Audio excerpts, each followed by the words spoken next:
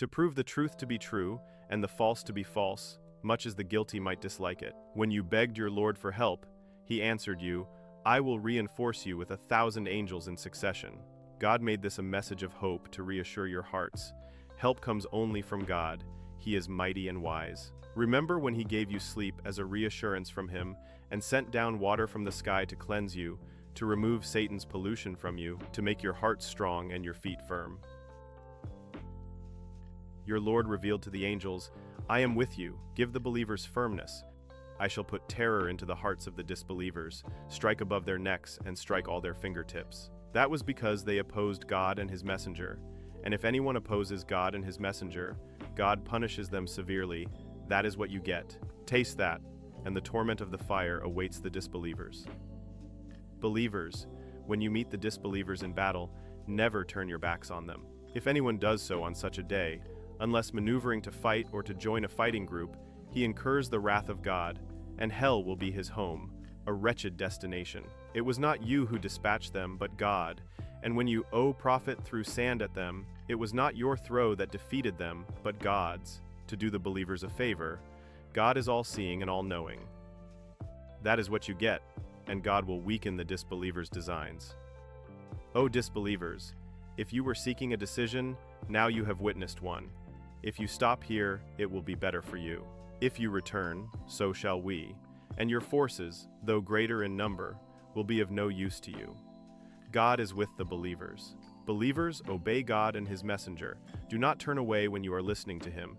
Do not be like those who say, "We heard," though in fact they were not listening. The worst creatures in God's eyes are those who are willfully deaf and dumb, who do not reason. If God had known there was any good in them, he would have made them hear. But even if he had, they would still have turned away and taken no notice. Believers, respond to God and his messenger when he calls you to that which gives you life. Know that God comes between a man and his heart, and that you will be gathered to him. Beware of discord that harms not only the wrongdoers among you. Know that God is severe in his punishment. Remember when you were few, victimized in the land, afraid that people might catch you, but God sheltered you and strengthened you with his help, and provided you with good things so that you might be grateful. Believers, do not betray God and the messenger, or knowingly betray other people's trust in you. Be aware that your possessions and your children are only a test, and that there is a tremendous reward with God. O believers, if you remain mindful of God, he will give you a criterion to tell right from wrong, and wipe out your bad deeds, and forgive you. God's favor is great indeed. Remember, O prophet, when the disbelievers plotted to take you captive, kill, or expel you. They schemed, and so did God. He is the best of schemers. Whenever our revelation is recited to them, they say, "We have heard all this before. We could say something like this if we wanted. This is nothing but ancient fables." They also said, "God, if this really is the truth from you, then rain stones on us from the heavens, or send us some other painful punishment." But God would not send them punishment while you, O prophet, are in their midst, nor would he punish them if they sought forgiveness. Yet why should God not punish them when they debar people from the sacred mosque, although they are not its rightful guardians? Only those mindful of God are its rightful guardians, but most of the disbelievers do not realize this. Their prayers before the house are nothing but whistling and clapping. So taste the punishment for your disbelief. They use their wealth to bar people from the path of God, and they will go on doing so. In the end, this will be a source of intense regret for them. They will be overcome and herded towards hell. God will separate the bad from the good, place the bad on top of one another, heaping them all up together, and put them in hell. They will be the losers. O prophet, tell the disbelievers that if they desist, their past will be forgiven, but if they persist, they have an example in the fate of those who went before. O believers, fight them until there is no more persecution, and all worship is devoted to God alone. If they desist, then God sees all that they do, but if they pay no heed, be sure that God is your protector, the best protector and the best helper. So enjoy in a good and lawful manner the things you have gained in war, and be mindful of God.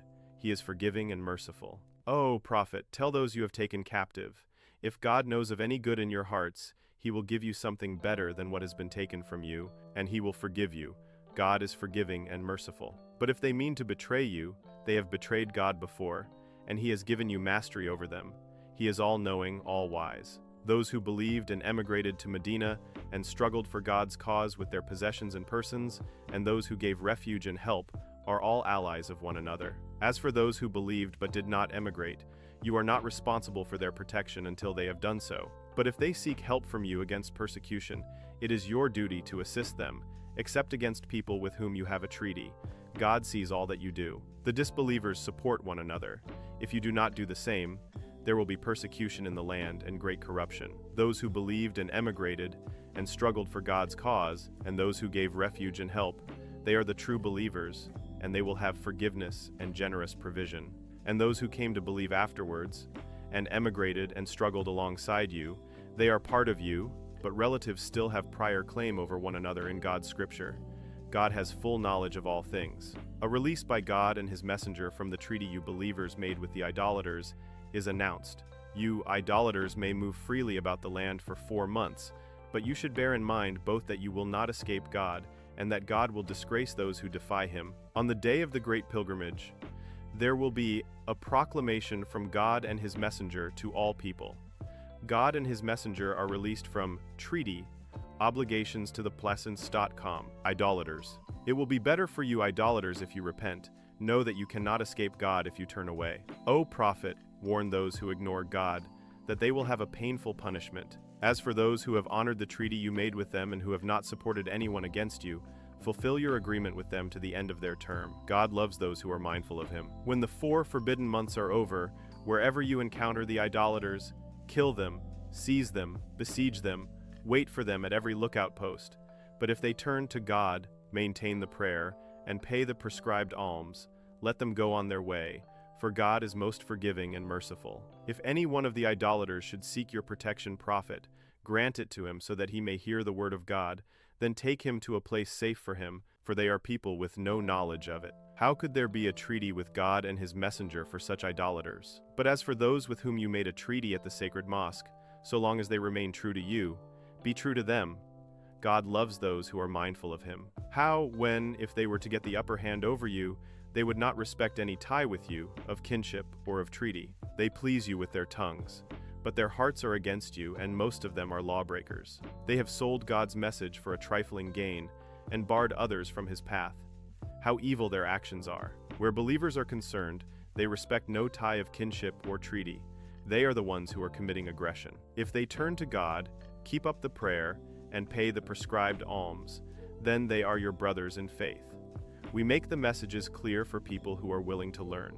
But if they break their oath, after having made an agreement with you, if they revile your religion, then fight the leaders of disbelief.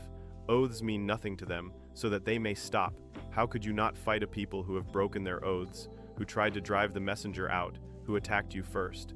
Do you fear them? It is God you should fear if you are true believers. Fight them. God will punish them at your hands. He will disgrace them. He will help you to conquer them. He will heal the believers' feelings and remove the rage from their hearts. God turns to whoever he will in his mercy.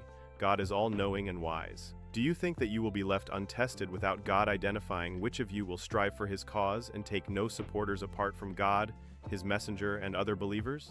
God is fully aware of all your actions. It is not right for the idolaters to tend God's places of worship while testifying to their own disbelief. The deeds of such people will come to nothing, and they will abide in hell. The only ones who should tend God's places of worship are those who believe in God in the last day, who keep up the prayer, who pay the prescribed alms, and who fear no one but God. Such people may hope to be among the rightly guided.